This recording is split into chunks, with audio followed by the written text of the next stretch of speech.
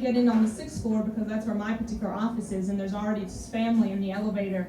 A man, a woman, I guess husband and wife, who knows, and then there are 3 children, and like a baby and like 2 toddlers. And we get to the lobby, we're all going down to the lobby together, it's like lunchtime, and the elevator doors open, and the dad gets off, one of the toddlers follows, and the mom is about to get off, but her daughter steps in front of her, crouches down on all fours, and says, "I'm a turtle," and like is blocking the doors. And I'm like in the back of the elevator right now, and I'm like, wow, I didn't know that there was a turtle on the elevator. And then the woman was like, "Samantha, stop this. You're not a turtle, get up." And then the girl's like, "I don't know what you're talking about. My name's not Samantha, I'm a turtle." And the woman was like, "Samantha, you're being so naughty. You need to listen to me." And the girl was like, "You're not my mother. Turtles don't have moms." And I'm like, this is taking like such an interesting turn. And then I was like, oh no, because the doors of the elevator were closing and I was still in the elevator. And then we were going down to the basement, which is also where the lower parking garage is. And I don't like going down there because it's just not where I need to go. And also it's dark and creepy. So the elevator doors open again, and we're in the basement, and the woman's like, "Samantha, everyone on the elevator is upset." And the only other person was me and this baby. And the woman was like, maybe I should try to act a little upset. But I'm not really good at acting upset. I'm not really good at being upset. Let me tell you all about how I'm upset. If you know me, like, getting to know, if we're friends or acquaintances or even family members, or maybe we're in a romantic relationship, I treat you all the same way, which is, if you upset me, I will tell you about it in 2 years. So I wait a nice 2 years, because I need to come to terms with the fact that I'm upset at you. So I'll bring up whatever's upsetting you like 2 years later. And most of the time, you've probably forgotten about this small incident that's occurred. A lot of people refer to PDA, public displays of affection. I refer to PDE, public displays of emotion.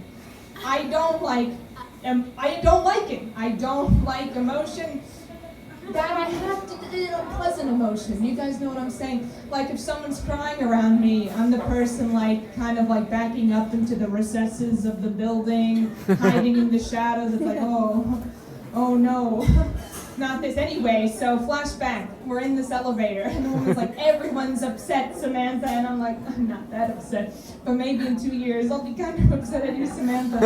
And then finally Samantha snaps out of it and she remembers she's a human girl, not a turtle, and she leaves the elevator. And then it's like, you know what I wanted to say to the woman? It's like, listen, it's all right what Samantha did. We're all people, and we all try to disassociate from our lives in different ways. I know, like, I don't pretend that I'm a turtle because I'm an adult, but I pretend other things. Like sometimes when I'm walking across Georgia Avenue on my way home from work, I don't think that I'm going home. I think that maybe I'm going on a secret mission because I'm a spy. Or maybe I have another fantasy where I don't live in Silver Spring at all. I live in Las Vegas, Nevada. And I wear a lot of mink coats. And I like walk into casinos every day. And I don't really have a job per se, but I have enough money to live well. And everyone in Las Vegas knows who I am. We all have ways that we disassociate. So you might be a turtle, you might do my thing. Everyone has a thing. Everyone does. Everyone. Children are weird. Children do, but they're adorable. But they're also, children have a really great quality where young toddlers and babies, they have this thing called object permanence, where they don't have it. Where it's like, it's like when you're playing like peekaboo with a baby, you'll cover your face and the baby's like, "Whoops, my relative's gone." And then you like open your face and you're like, "Oh no, my relative's here this whole time." And it's like, or you'll like cover something like a toy with a blanket and they're like, "Oh no, the toy, it's gone." And then like you'll like lift the blanket and like, "Ah, the toy. Object permanence is fun because you eventually gain it, and then you're unable to pretend that things don't exist when you can't see them. Sometimes I wish that we had, as adults, a better sense of, not as good of a sense of object permanence. Like, I wish that we could forget things that we were not immediately thinking about. Like, I'm in a room with you people. I would prefer not to think about all the bad things that have happened throughout my life, but because of object permanence, and the fact that you all, I've lost you all, but listen, listen to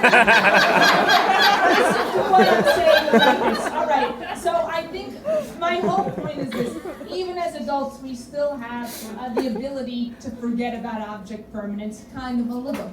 For example, I ordered Chinese food like a month ago, and I got wonton soup in this really big container, and I ate a little bit of it, but then I was like, I know, I'm gonna save the rest of this wonton soup and eat it.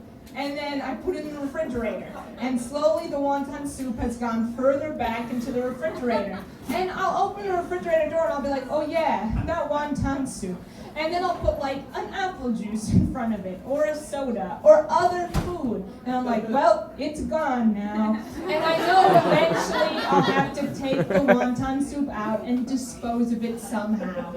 But if I sometimes just can't even see it. So does it even exist? I don't know. I did weird things as a child. This isn't a blanket statement about all children are silly. I was a silly child. I, for example, when I was a kid, could only walk backwards. I couldn't walk forwards. So my parents would put me in those little things that you put like babies in, and you're like, walk, Stacy, and I'd be like, all right. And I'd be like going backward, and they'd be like, no, because then I would like hit a wall, and as soon as I would hit a wall, I'd be like, like I would make little like toddlers, they babble. I was like, oh. And they'd be like, Stacy, just walk forward, and I couldn't do it. So then they would like drag me to the middle of the room, and this like process would repeat. It's weird how incidents like that can predict the rest of your life. Like, you may think you're making progress, you may think you're moving forward, but you're moving backwards. You may think that you have a good path and a 5-year plan, but no, it's like you've taken 5 years from your life and you keep going backwards. You're not moving forward, you're moving backwards, and your friends are saying, move on. Move on, Stacy, learn from your mistakes. It's like, I am learning from my mistakes. They're like, no, you did the same thing 2 years ago. Like, move on, move forward. And then you hit your wall, and you're like, oh yes, I did do this thing 2 years ago. I'm stupid. But you know what? Everyone has things that they can work on. Everyone does. I'm a firm believer in, striving to be better at things. The other day someone said to me, you know what, Stacy, you do you. And I was like, oh no. I'd rather do anyone else. I've made so many mistakes. You or you, anyone. I don't even know you people. Maybe I do. I just point blindly when I'm on stage.